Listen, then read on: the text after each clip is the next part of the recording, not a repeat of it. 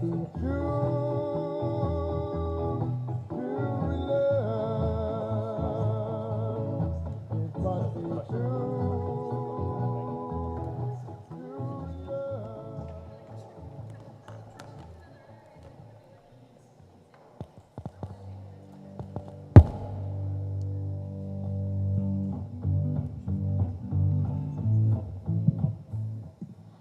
everyone and welcome to the Poetry Supertram. I'm going to quickly introduce our artists tonight before we get going.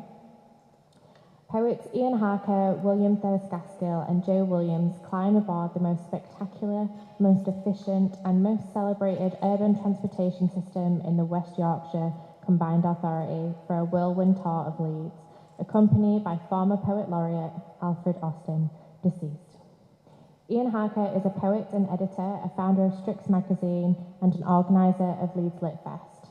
Irene Lofthouse started storytelling at primary school and has never stopped, writing over 30 plays, children's short stories, creative content for film and educational resources, walks, talks and site-specific narratives for festivals and events. Joe Williams is a writer and performing poet from Leeds. His latest book is The Taking Part, a short collection of poems on the theme of sport and games, published by Maytree Press. Thirsk-Gaskill is a writer and performer who lives in Wakefield. His radio drama Escape Kit was broadcast on BBC Radio 4 in 2019, and he is currently working on his second poetry collection, the working title of which is The Rancid Fat Guide to Great Britain. Let's give him on a massive round of applause.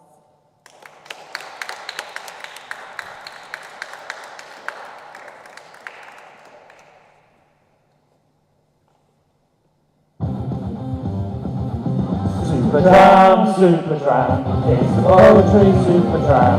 Supertram, Supertram, it's the Poetry Supertram. Poetry Supertram. That was terrible. Once upon a time in Leeds, the city leaders embarked on an ambitious project to provide an integrated mass transit system.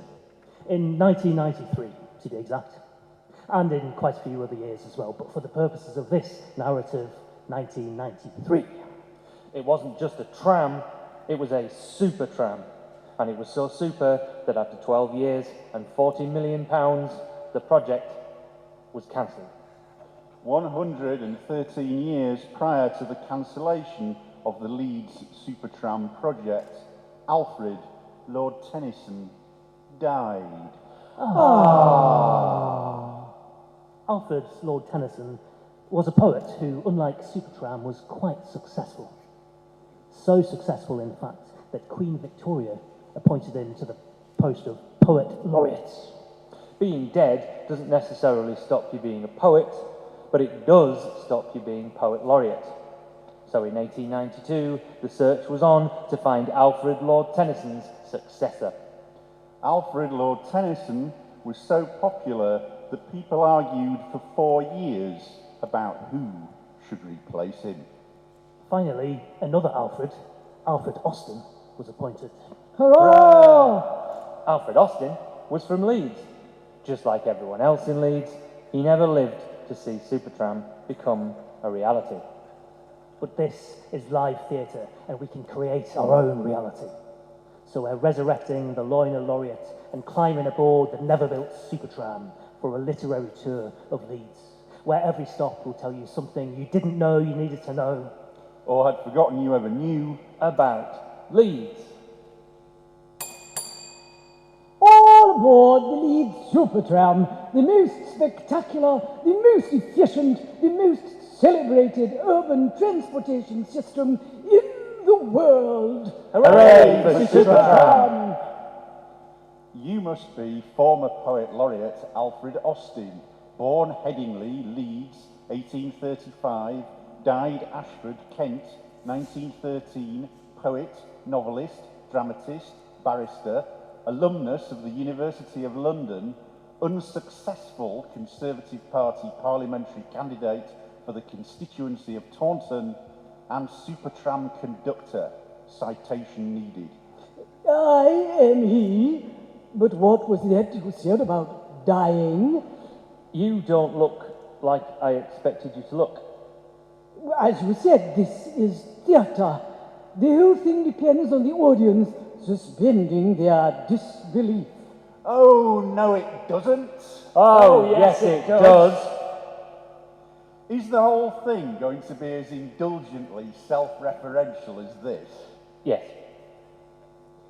Am I to assume that Alfred is going to be the one presenting the poetry tour? I'm afraid I can't do that. For one thing, it is specifically prohibited for a public transport employee to write or recite poems whilst on duty. Secondly, I've had writer's block for 110 years. Ever since you died? Again, what is this about dying? Never mind. So you won't be doing any poems?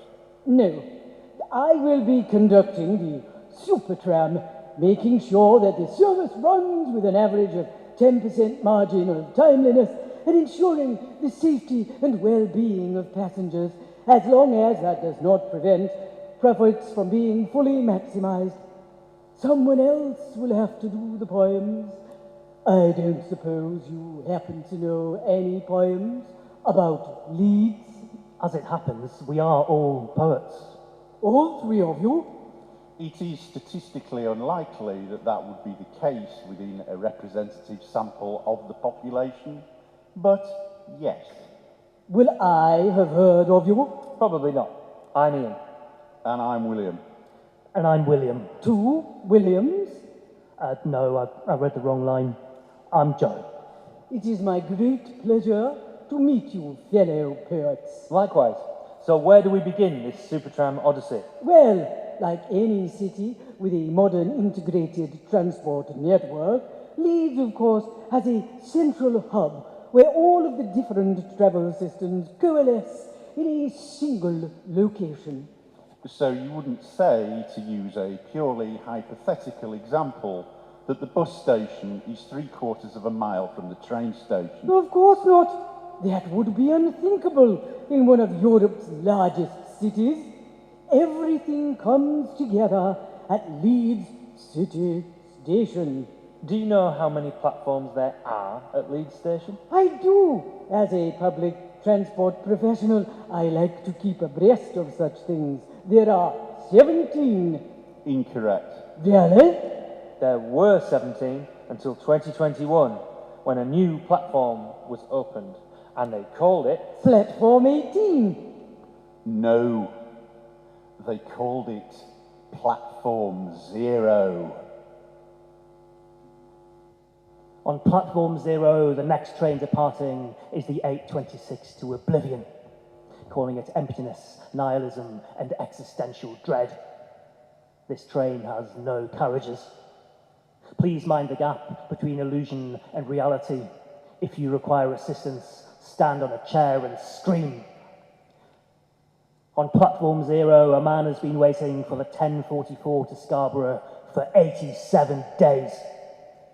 To pass the time, he has grown a beard and memorised the names of every Secretary of State for Transport since 1919. The information screen says, on time. On platform 0, the 12:15 to London King's Cross has been replaced by the 16:22 to Inverness. The tannoy says they apologise for any convenience. Please wait for the doors to open before boarding the train. First-class passengers are advised to go somewhere else. On platform 0, you can view the plans for Northern Powerhouse Rail and the HS2 extension, which will definitely be completed by 2048 latest, unless it is delayed by planned engineering works, or llamas on the line, or societal collapse, or unprecedented coastal erosion.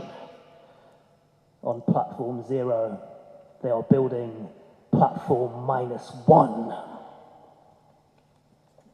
Well, thank you, Joe. A most wonderful, if strange start to our Supertram voyage.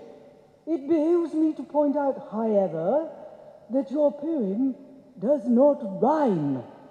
Poems don't have to rhyme anymore.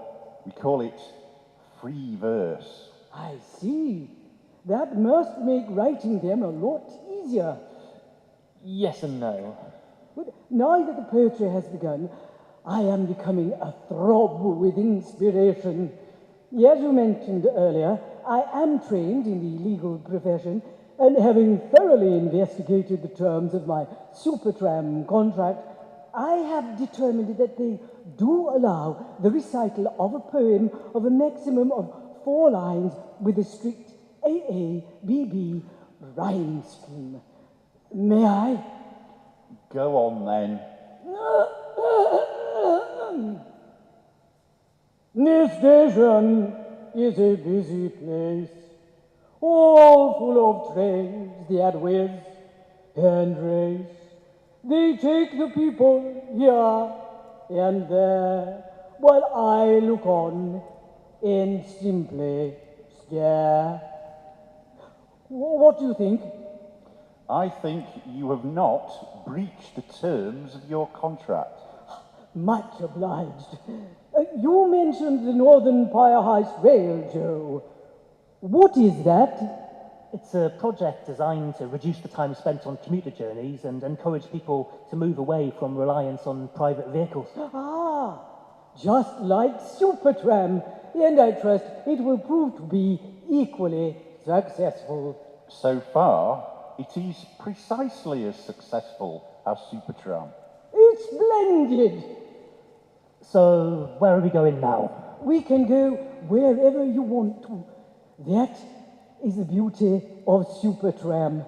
It connects every single location in the Leeds metropolitan area, from Farnley to Wetherby, from Bramhope to Swillington, and everywhere in between. What about Otley? No, we don't go to Otley. Too many poets. You still have to get the X84 bus if you want to go to Otley. Tell me, gentlemen, where would you like to go?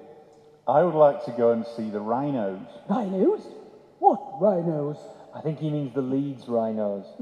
My dear boy, rhinos only live in the colonies. Damn pests. I'm pleased to say that I've done my bit by shooting a few of the buggers myself. I can assure you there are no rhinoceri in Leeds. They're a rugby team, the Leeds Rhinos. Ah, rugby football, a glorious gentleman's game, played strictly by amateurs in our public schools, purely for the love of it. 15 men aside, 5 points for a try. Not exactly, no. This is rugby league. Oh, you mean the schism? Yes. Arguments about whether rugby clubs should be allowed to employ professional players led to the sport splitting into 2 divergent codes, League and Union, in 1895. The professional league format was favoured by most of the northern clubs, including Leeds, formed in 1870 as Leeds St John's and based at Headingley Stadium after it opened in 1890. Since when did you know so much about the history of rugby? Since I read the script. I don't follow rugby, but I do admire the players.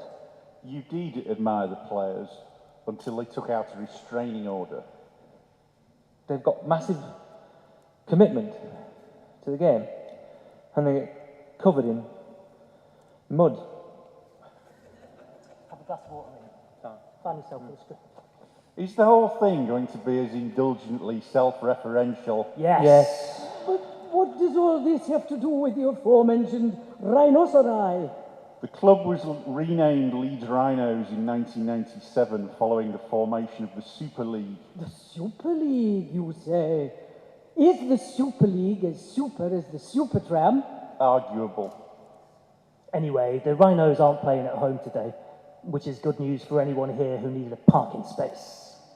Be that as it may, I would nevertheless like to visit Headingley Stadium for personal reasons. I am more than happy to revisit Headingley, the place of my birth. To Headingley Stadium we go! A boring chant, we're Leeds Rhinos, repeat ad nauseam, Rhinos, should have been there with my Jared. We've won from 5th, we're Leeds Rhinos.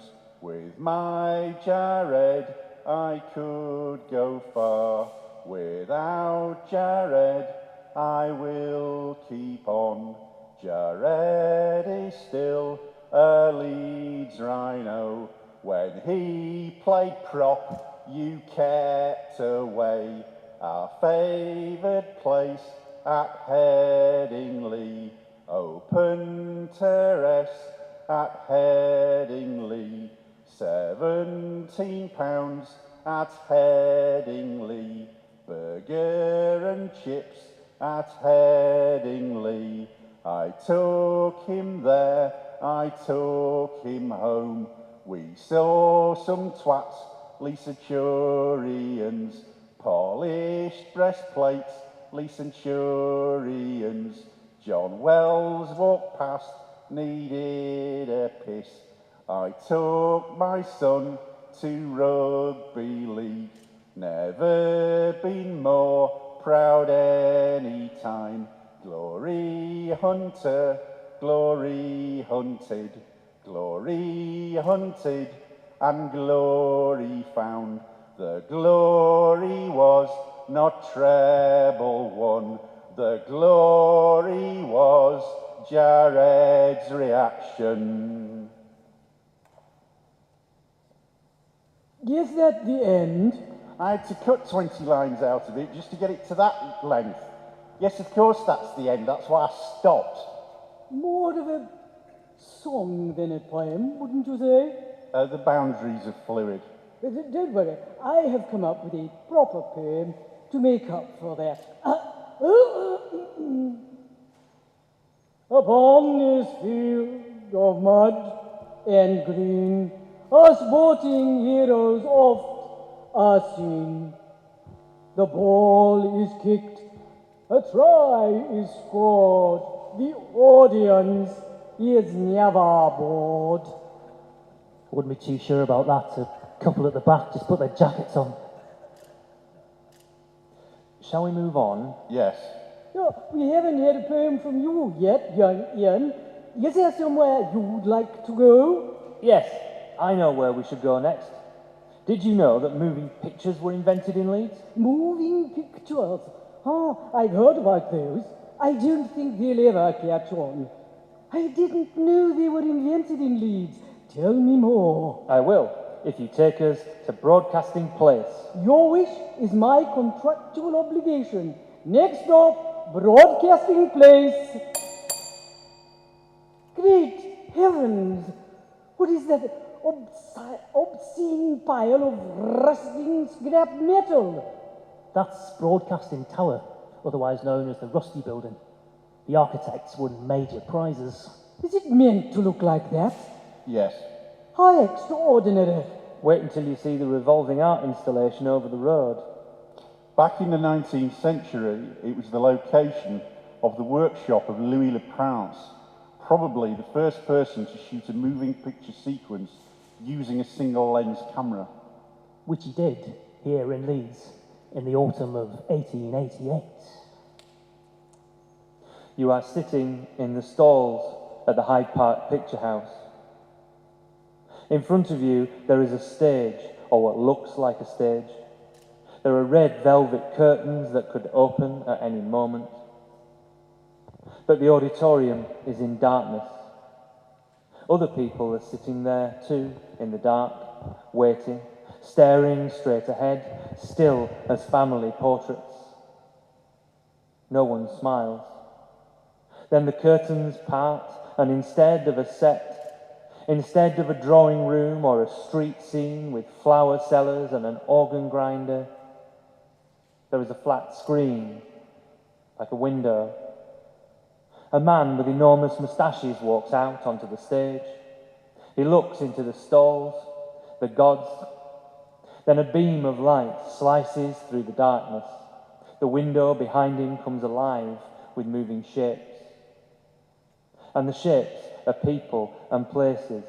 Traffic teeming over Leeds Bridge, your friends waving at you out of the light, you staring back at yourself from a room you don't recognise. Then a family in a garden dances round and round in a circle, round, and the man turns and watches, turns to his family on the screen and smiles. They are long dead. The man on the stage is long dead. They are long dead and enraptured and dancing to music only they can hear. Everyone starts to smile. An excellent poem, Ian. Poems that don't rhyme are beginning to grow on me. I still think I prefer the rhyming one, though. Let me try one. In this place of history, there is a sense of mystery beneath these spires of briny orange, orange. Lozenge? No, thank you. I'm just trying to think of a word that rhymes with orange. It's quite tricky. I can certainly see the appeal of this so-called free verse. You should give it a try sometime. Perhaps I will. I must say, I'm surprised that Leeds doesn't make more of a brouhaha about its place in the history of these moving images. You'd have thought we would, and that Louis Le Prince would be better known. He disappeared in mysterious circumstances in 1890 and was never seen again. Really? What happened? No one knows for sure, but let's just say a body looking remarkably like Louis Le Prince turned up in the Seine, and a fortnight later Thomas Edison had invented moving pictures. Suspected skullduggery. This blue plaque here, and another one by Leeds Bridge, are the only public acknowledgements of Le Prince's work in Leeds. There ought to be another one in Roundhay where he filmed Roundhay garden scene. Roundhay is currently more famous for once being the home of the worst Prime Minister in the history of the UK, asterisk. Why did you say asterisk? Because there's an asterisk here in the script for some reason. That's because we wrote the script 3 days ago, and a lot could have happened since then. Is the whole thing going to be... Yes! Are there any other famous people who lived in Roundhay? I don't think so. Are you sure? I can't think of any. Nobody at all? Nobody at all.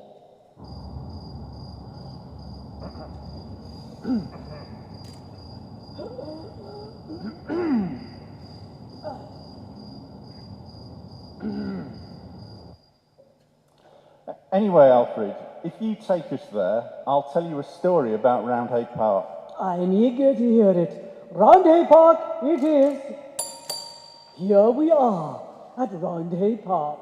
This tram really is very fast. Of course, it's the most super tram in the West Yorkshire Combined Authority. Hooray for Supertram! Now, tell me, William, what's this story? At the end of the First World War... The what? It would take too long to explain. At the end of the First World War, when the demobbed soldiers returned to Britain from France and Belgium, the British Army made a very bad job of reclaiming their equipment, so many former conscripts found themselves with a rifle in their house. They deliberately kept them because many of the men were afraid that they would return to a life of unemployment. A .303 rifle is a useful thing to have if you need to hold up the local post office. How alarming! Indeed. The police in Leeds eventually held an amnesty and collected hundreds of Great War weapons, which they disposed of by sinking them into Waterloo Lake in Roundhay Park. When the ducks in Roundhay Park found the rifles, we marched at dawn, met little resistance from early morning joggers, drew a startled bark from a leash-loose terrier, proceeded west-northwest. First we took the bandstand, Lee Enfield slung under our wings, established a forward base, laid siege to the Roundhay Fox. The landlord did his best to hold out till opening time, waiting for backup from early doors militia, but fell before their arrival. We occupied the building, struck maple glazed chicken wings from the menu, bedded in, turned our bills to Prince's Avenue, tropical world. Advanced over the Pelican Crossing, stormed the walls, took the gift shop, liberated lorikeets, ibises, bitterns. Forget the meerkats, ignore the tamarins, fight your own battles, mammals. This is an avian intervention. We have no time for your class. Mission accomplished. Our forces withdrew, sunk the guns back in Waterloo Lake. We are not violent creatures, but we will fight for our brothers. Did that really happen? Probably not exactly in that manner. Isn't it the job of a poet to observe his surroundings and express them as a beautiful truth? No. Well, let's see. In Rhine Park, there is a lake with carp and bream, but ne'er hake. For hake be a fish of salty water, who dwells in oceans where he oughta. With that last line, Alfred, you almost sound like a 21st century poet. You should start sending stuff out to magazines. I have sent work to poetry magazines in the past, but I am yet to receive a response. How long ago did you send them? 114 years. You shouldn't have to wait more than another couple of years then. Unless it's the Rialto, then it might be a bit longer. I hate to interrupt, but I have an important question. What's that? Does anyone fancy a pint? Yes. Always. I enjoy a snifter as much as the next man, but sadly, these days it appears that partaking while at work is frowned upon. Not if you're a poet. Perhaps not, but today I am primarily a Supertram conductor, not a poet.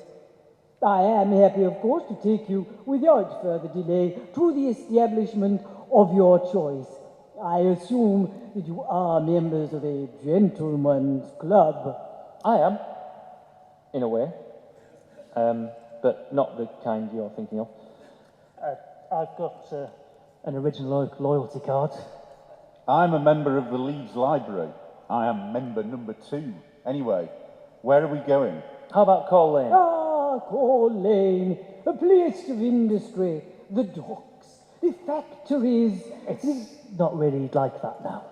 Isn't it? Well, let's go and see. Now departing for Call Lane. So, as you can see... My goodness, what is all this? Bars, mainly. Drinking dens? Yes. Why are there so many? What else are you going to do in Leeds? I see we have another of those blue plaques here on this building. The New Penny. Oh, let's see. One of the longest continually running LGBT asterisks venues in the UK. What does it all mean? It would take too long to explain.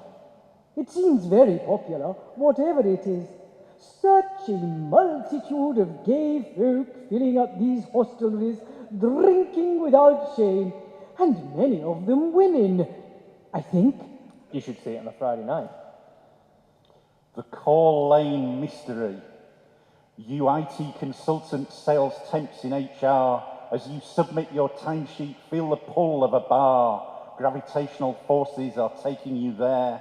Ask Simon from Legal for a date if you dare. Don't ask if he's joking just because he says yes. Don't worry that your work clothes look a bit of a mess. Nor that Simon earns 2.5 times your basic salary. Be content he's on time for your meet outside the gallery.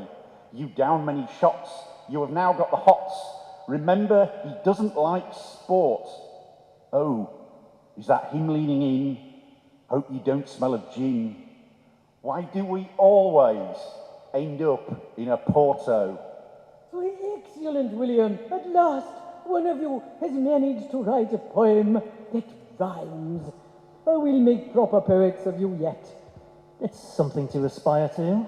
While you were doing that, I came up with another one of my own. Were you listening? Well, enough to get the gist. But what I have composed is not a 4-line poem. It is an 8-line poem, a breach of the terms of my contract. You won't report me to my Supertram supervisors, will you? That depends very much on the nature of the poem. There rumbles a tremendous rumble from the city of fire and smoke. Be thankful that ye are not humble, else ye will probably choke. 'Tis best to be wealthy, my friend, spite what the preachers say. So fill thy boats and make lots of lolly, and so concedes my lay. I wish to make a complaint. Upheld. Apt sentiments, however, for the unsuccessful Conservative Party parliamentary candidate for the constituency of Taunton. I came forth, but money makes the world go round, my boy. And the wealthier the wealthy get, the more money finds its way naturally into the pockets of every household, however lowly. We have a name for that now. It's called trickle-down economics. And there's only one problem with the trickle-down economics theory. What is that? It's total and utter... Are we leaving already? I haven't finished my drink. We are, but as no journey has yet been specified, at the point of ringing the bell, the wondrous, magical Supertram has chosen a destination at random. I know where we are. This is Chapeltown Road.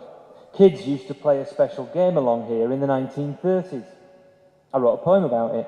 It was back in the days before PS4s and contactless card payments. Then perhaps the selection of destination was not so random after all.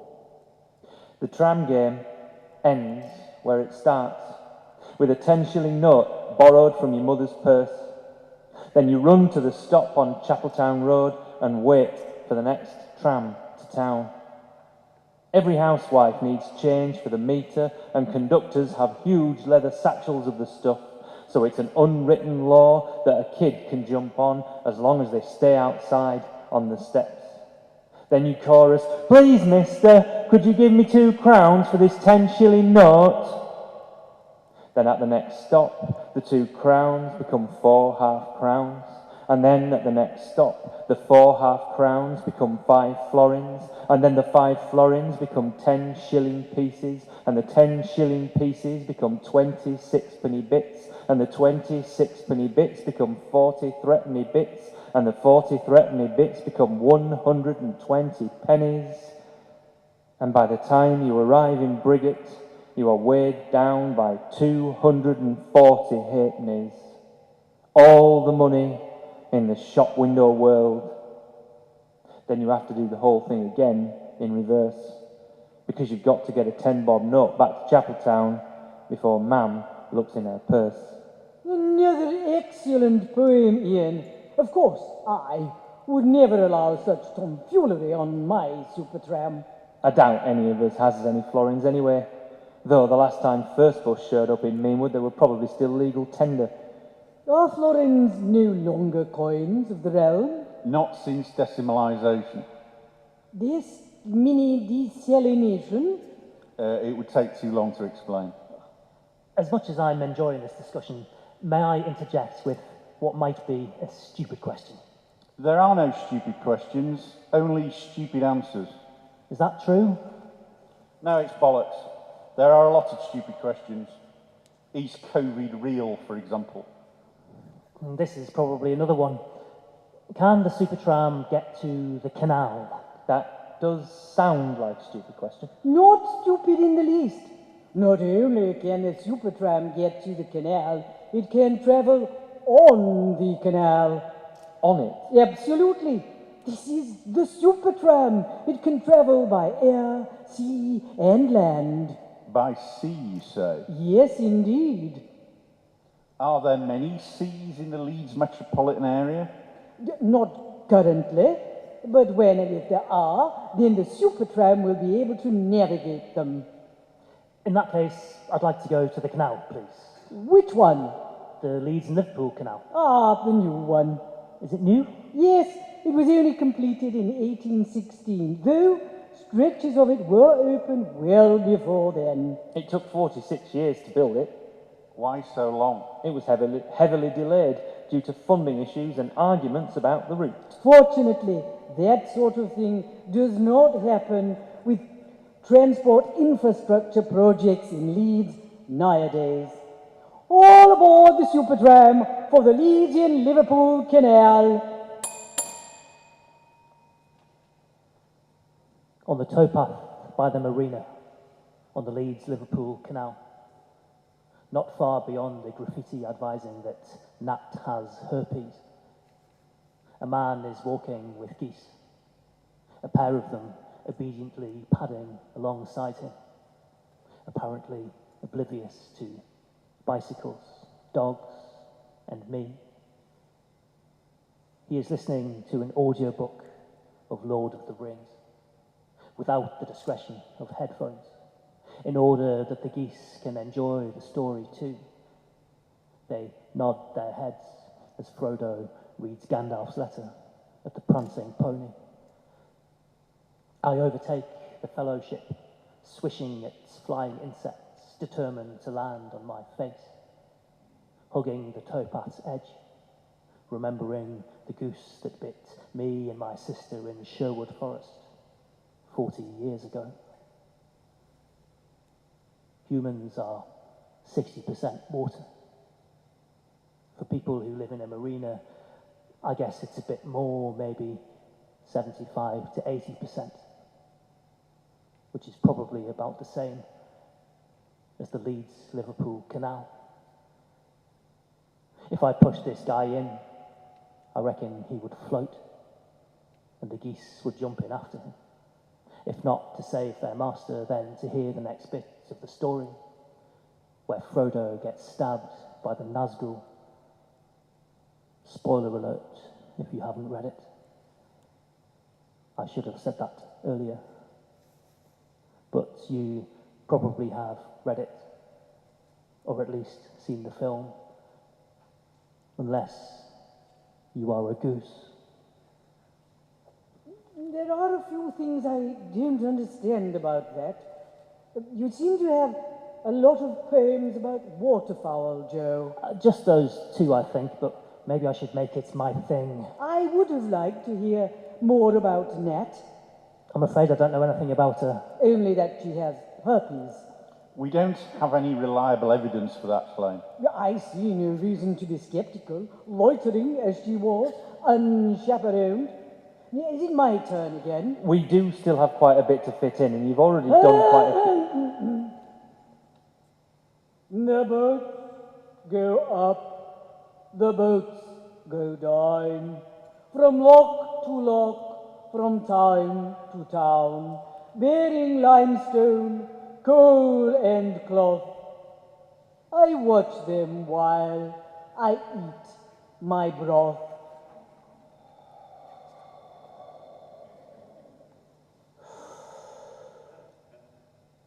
You watch them while you eat your broth. Yes, don't you? Not usually. There aren't many boats to watch nowadays, for one thing. Then what is the purpose of the canal? Disposing of shopping trolleys. Solvent abuse. And it's a nice place to walk at night. Why walk when we have the Supertram? In the context of having to fit all this rubbish into a 45-minute slot, that's a fair point. Is the whole thing going to be... Yes! On that note, it's probably time we moved on. Will the Supertram go as far as Bramham Park? Well, of course, it can go anywhere in the Leeds metropolitan area. Except Otley. Except Otley. Far too many poets. But Bramham Park, that is possible. I don't know why anyone would want to go there, but if you insist, next stop, Bramham Park. But tell me, why on earth would anyone want to come here? The last I heard, the place was a wreck. For most of your lifetime. My lifetime? Don't worry about it. For most of the 19th century, the house at Bramham Park was derelict after a fire destroyed the building in 1828. That's right. But the building was restored in the early 20th century, and Bramham Park is now one of the largest private estates in Yorkshire. More famously, since 2003, it has been the home of the Leeds Festival. What is that? A music festival. Ah, you mean one of those events where some of the world's finest orchestras come and perform the work of the greatest composers in history. Define orchestra. Define composer. But yes, with more mud. And more piss. He went to Leeds with a tent, he did. With a tent, he went to Leeds. In spite of all his mum could say, on an August morn on a stormy day, for 5 days he went to Leeds. And when the tent got covered with loam and everyone cried, you should have stayed home, he called aloud, my tent ain't clean, but I don't care a button, I don't care a bean. In a tent, I'll go to Leeds. Far and few are the things that Jared meant. His ears were pierced, his jewellery black, and he went to Leeds with a tent. It really is a terrible tragedy that so many people are still living in tents instead of having a proper home. Remind me what party you represented when unsuccessfully standing for Parliament, Alfred? The Conservative Party. Britain deserves better. I couldn't agree more. He didn't live in a tent, he stayed in a tent for 5 days and then went back to live in his house. Were there no hotels? Not for 80,000 people, no. I see. Anyway, may I, We really need if music be the food of love. I think someone's used that line already, Alfred. Was it someone who was the Poet Laureate? No, but... Then I hardly think their work will be as well regarded or well remembered as mine. So, if you let me continue. If music be the food of love, then I should eat it with a dove, a bird of peace. And when I eat, the gift of peace is what I seek. Alfred, Yes? are you doing this on purpose? I think we should probably leave this discussion here, because we have time to fit in one more destination and one more poem. Time is of no consequence, Ian. The Supertram runs at all times, every day of the week. 24/7. Why is Joe saying numbers? As I was saying, at all times, every day. And for some reason, I don't seem to need to eat or sleep anymore, so I can keep going all night long. All night long? All night. All night long. All night? Oh, but that aside, we're meant, I said we shouldn't do it, but that aside, we're meant to be finished by 5:45, and they've still got a quiz to fit in. Is the whole thing... Oh, never mind. We do need to get on with it. I have a train to catch. And I'm doing a bottomless brunch with my boyfriend. Boyfriend? Think 2 confirmed bachelors with a mutual love of musical theatre. Ah, I see. Yeah, but anyway, William, you don't need a train. You have Supertram.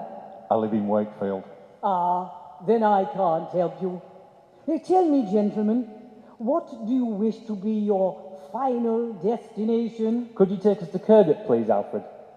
Back to the heart of the metropolis. Harlotry, drunkenness, fornication. No. Ah, a pity. There aren't quite as many bars in that part of town.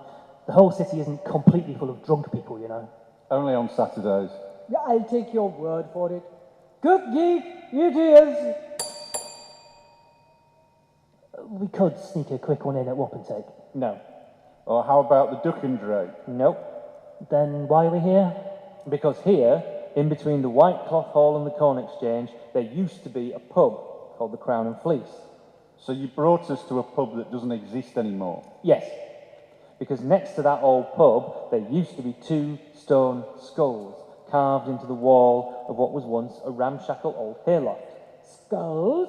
Why skulls? There are a few conflicting explanations for that, and nobody really knows for sure. But one story in particular has caught people's imaginations. I sense a poem approaching. And this, ladies and gentlemen, is the hayloft where the 2 lads bedded down after a night out. Story goes, to avoid being press-ganged. They suffocated under the straw, and when they woke up, they were alive, and the hay was a cornfield. When they woke up, the field was all ears, beer in their bellies, athirst. They had been talking in their sleep, dreaming that they were 2 skulls leaning into Saturday night. They both have the same dream, that they are skulls fighting for breath, that they are sharing the same breath, that as one breathes out, the other breathes in.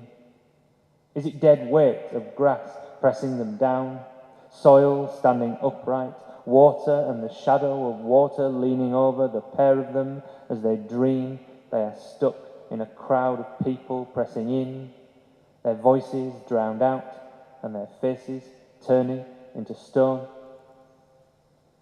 Hi, mysterious. Made me feel rather queer. Alfred, Yes? calm down. So the skulls were the skulls of the 2 men who died. Not their actual skulls, but stone skulls created in their memory. Are the skulls still there? No. They moved them up to a building on Buslingthorpe Lane in the 60s. I see. Do I have time for one more? Is it a short one? I mean, a very short one. Just the usual 4-liner. Go on then, if you must. Skulls to the left, skulls to the right. Today I had a dreadful fright. Skulls at the bottom, skulls at the top. I hope this nightmare soon will stop. Don't worry, we're nearly finished. Yes, you said this would be your final destination. I wish we could continue our journey. I have enjoyed meeting you all and finding out more about the city I thought I knew. Always leave the audience wanting more. I think they probably stopped listening about page 12. Is the whole thing going to be... Yes, I have accepted and embraced that notion. I sincerely hope we will keep in touch. I would like to think that I can call you my friends. Are you on Twitter? And what, pray, is that? It would take too long to explain. I don't think we can be friends, Alfred. Oh, don't you like me? It's not that. Then what is it? The thing is, you're nothing more than a fictionalised character based on a little-known historical figure. Little known? About whom we've done some fairly cursory research using Wikipedia, which is another thing that would take too long to explain. And to whom we've applied lazy stereotypes based on your age and social class. I see. I've grown to quite like you for what that's worth. You have. Yes, but as part of the cursory research, we read some of your poetry. And It's terrible. I was the Poet Laureate. So was Andrew Motion. Well, perhaps one of you will be Poet Laureate one day. No. No, I don't think so. I would rather have my tongue bitten off by a raven. So, what is to become of us now? I have to get that train. I'm getting a bus. Me too. So, don't you want to take the Supertram? Am I a terrible Supertram conductor as well as a terrible poet? No. You're a very good Supertram conductor. You're a much better Supertram conductor than you are a poet. Thank you, I think. But the Supertram isn't real. Not real? No, it is merely a dramatic conceit employed as a linking narrative device. And just one of many abandoned projects that exemplifies the failure of successive governments to keep their promises about improving the quality of life of people here in Leeds and in other northern cities and towns. For the moment, at least, they're calling it levelling up. This is all very confusing. I suddenly feel rather sad. So do I. And me. I wasn't expecting this to have such a bleak ending. Should we finish with a song? Probably not, but we're going to anyway. Yes, I think we should. Splendid! Supertram, Supertram, it's the Poetry Supertram. Supertram, Supertram, it's the Poetry Supertram. Poetry Supertram. Poetry Supertram.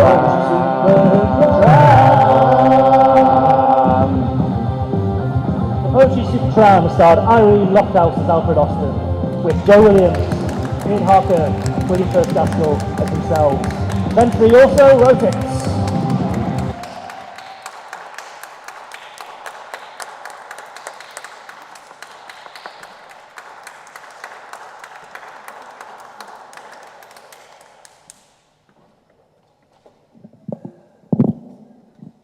Thank you guys very much for that show. That was hilarious. It was really good. And thank you everyone for coming as well. We have a while before our poetry quiz night starts, so hang around for a drink and some quiz time if you fancy.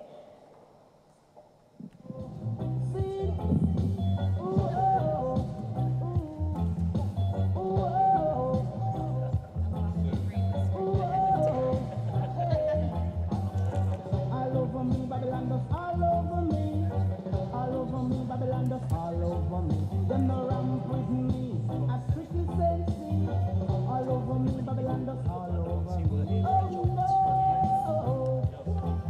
oh no, oh, see, all over me, Babylon does all over me. Take them, all over me, Babylon does all over me. All over me, Babylon does all over me. Oh no.